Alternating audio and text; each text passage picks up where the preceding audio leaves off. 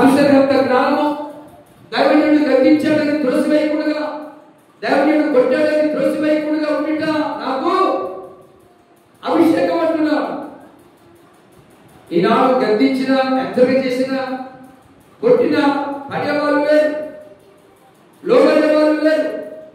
కీర్తనకాడి అంత చూడు, అతనికి ఉన్న హోదా ఏమిటి, అతనుకున్న అధికారం ఏమిటి? ఇశ్రాయేలు రాజు.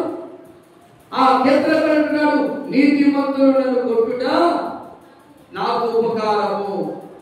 వాక్యం అనే పెద్దలతో కొట్టినప్పుడు నా కోసమే చెప్పాడు, అందుకే నేను ప్రార్థనకు రావట్లా.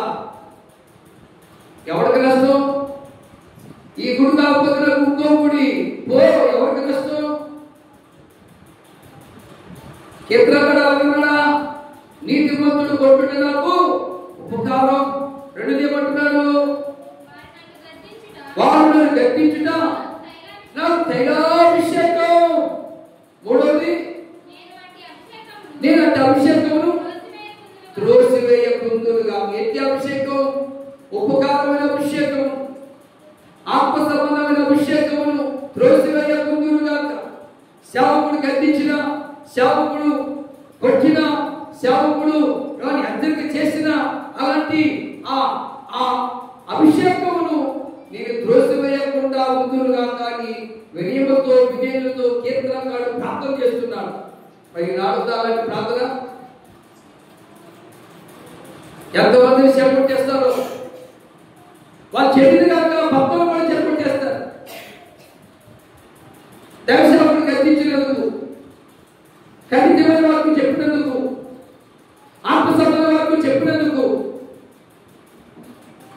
వాక్యంలో హెచ్చరిక చేసినందుకు ఎవరిని ఏదమ్మా ఆ సంఘం కాబట్టి మా సంఘం లేదా రా, సాధారణ సంఘంలోకి రా, నువ్వు తిరగచ్చు, త్రాగొచ్చు, సుఖించవచ్చు, తిరగచ్చు, ఏమైనా చేయొచ్చు, ఎక్కడికైనా పోవచ్చు. ఇది మాత్రం మనకి అదే అలవాటు అయిపోయింది. ఎవరిని గర్భించే బోధ దొరకదు అక్కడ, ఖండించే బోధ దొరకదు అక్కడ, హెచ్చరిక చేసే బోధ దొరకదు అక్కడ. ఏ పర్వాలా ఆట పాట చక్కగా మన ఇష్టం వచ్చినట్టు చేయొచ్చు, ఇదే బాగుంది. కానీ ఇక్కడ కీర్తనకాడు అంటున్నాడు, నీతిమంతుడు నన్ను కొట్టుట నాకు ఉపకారము. వాక్యము చేత హెచ్చరిక చేస్తాడు దైవజనుడు. ఎవరు? సమర్పణ కలిగిన సేవకుడు, పిలుపు కలిగిన సేవకుడు, ప్రతిష్ఠత కలిగిన సేవకుడు. ఉద్యోగాలు మానకూడగా, వ్యాపారాలు మానకూడగా, కూలిపోలు మానకూడగా ఉంటే, ఆ భూతులు పెట్టకూడగా ఉంటే ఆ సేవకుడు గద్దించుడు, అనుకూలంగా బోధిస్తాడు. అదే కీర్తనకాడు ఏమన్నాడు? యెహోవా నా ఆత్మ క్షీణించుతున్నది. మరి నువ్వు గమనించావా? నీ ఆత్మ క్షీణించడం గమనించావా? ప్రాంతంలో సదగిలిపోతున్నావు గమనించావా? వాక్యమైన ఆహారం నీ ఆత్మకు సరిగ్గా దొరకట్లేదని గమనించావా? నా ఆత్మ చిక్కుపోతుంది, నా ఆత్మ క్షీణించిపోతుంది. కారణం సత్యవాక్యం లేక, నీతి వాక్యం లేక, ఆత్మసత్వవాక్యం లేక నా ఆత్మ పురుషుడు క్షీణించిపోతున్నాడని ఎప్పుడైతే నీకు అర్థమైందా?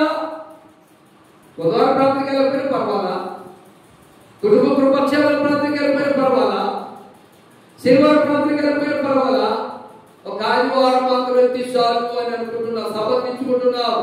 అప్పుడే నీ ఆత్మీయ జీవితంలో క్షీణించిపోతున్నావు, ఆత్మదీపం మారిపోతుంది, బుద్ధి లేని కనికలవలే డ్యూటీలో సౌండ్ లేకుండా పోతుంది.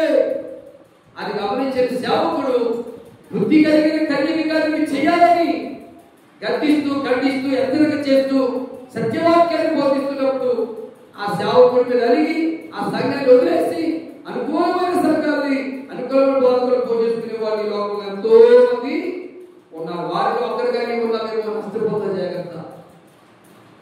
నీ ఆత్మీయ జీవితం క్షీణించిపోతుంది, నీ ఆత్మజీవితం మారిపోతుంది.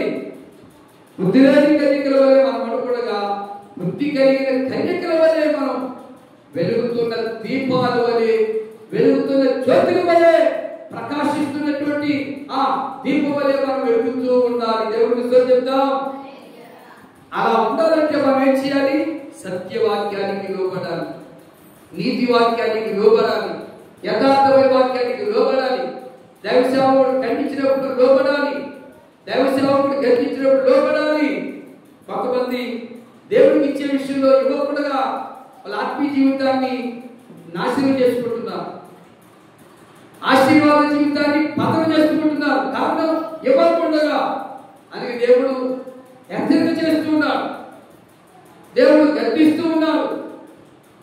అలా చెప్తే అయ్యగారు కారణం కోసమే సువార్త చెప్తాడు, డబ్బుల కోసమే సువార్త చెప్తాడు అని ఒక టౌకేస్తారు. వాళ్ళ ఎవరిని ఒక డబ్బా పడతారు.